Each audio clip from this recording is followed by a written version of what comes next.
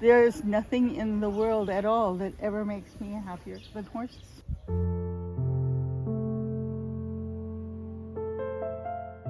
I do better with animals than with people, which is characteristic of a lot of people who are characterized as being autistic. Here, guys, fish! Fish fusha! They didn't have autistic when I was a kid. I have no idea what I was. But I know that my perception of life and other people's perception of life were not always the same.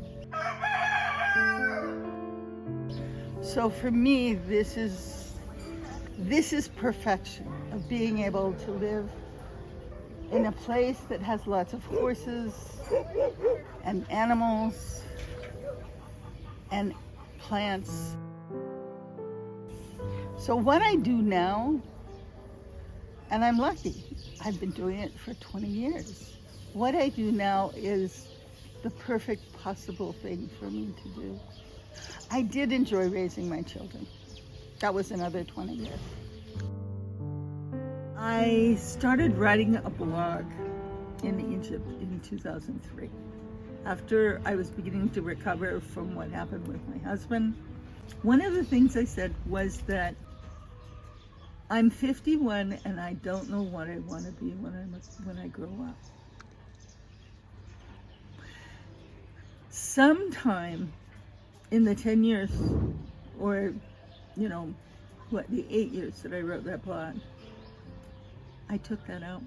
I decided that I was whatever it was when I grew up. I was looking around for some place to go to graduate school, and I ended up going to the University of Waterloo in Ontario, which is like the middle of Canada. There's snow and things like that. And I ended up moving there. My ex-husband, by that time, did not. He stayed in Vancouver. And I met my husband, with whom I moved here. He was Egyptian Sudanese. I met my late husband there. And when I met him, he was being silly, and he kept asking me to guess where he was from. And I had no idea. I mean, he looked like anybody. Finally, at the end of the evening, he said, "I'm Egyptian." And I looked, I said, "That's really weird. I would never have guessed that, because you don't wear that funny little skirt and stand sideways," which was really a tacky thing to say, but the first thing that occurred to me was like, wow, how did I miss this? He died in an accident in 2000.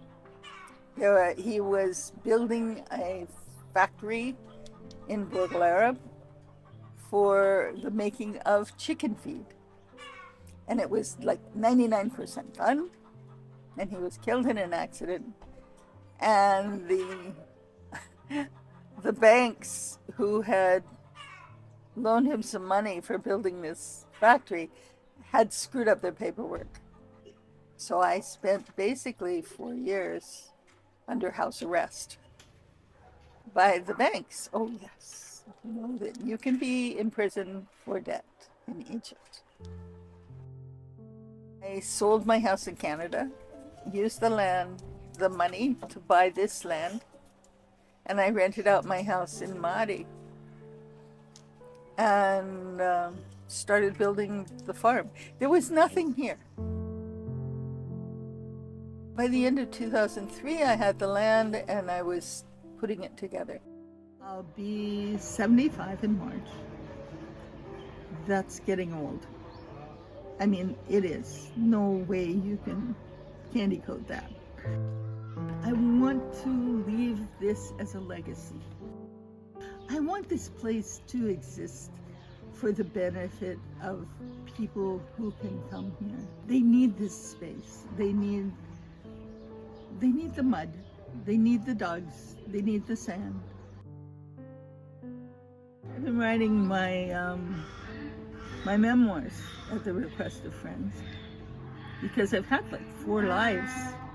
California, living with my ex-husband and being involved in art and music, and then moving to Canada and graduate school, and my Egyptian husband, and being a corporate wife in Egypt, and now doing this.